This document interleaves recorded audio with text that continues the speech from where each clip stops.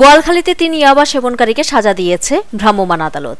আজ রবিবার পৌর সদরের গোমদণ্ডী ফুলতল এলাকায় ইয়াবা সেবনরত অবস্থায় সাজাপ্রাপ্তদের আটক করা হয়। এ সময় তাদের কাছ থেকে ইয়াবা ট্যাবলেটের অবশিষ্টাংশ সেবনের সরঞ্জাম উদ্ধার করা হয়। সাজাপ্রাপ্তরা হলেন পৌরসভার পশ্চিম গোমদণ্ডীর মোহাম্মদ সাইমুদ্দিন, নাজমুল হাসান ও মোহাম্মদ ওসামা বিন হুসাইন জিয়া।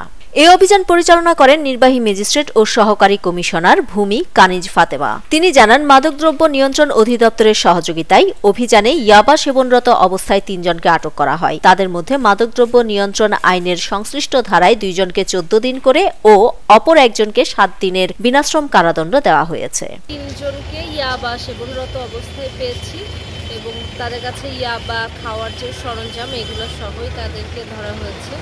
ওদেরকে মাদকদ্রব্য নিয়ন্ত্রণ আইনের 2018-36-এর 5-এ সেবনরত অবস্থায় তারা বিশৃঙ্খলা বিনষ্ট করছে। অভিযান পরিচালনায় সহযোগিতা করেন মাদকদ্রব্য নিয়ন্ত্রণ অধিদপ্তরের জেলা কার্যালয়ের খ সার্কেলের উপপরিদর্শক AK M আজাদ।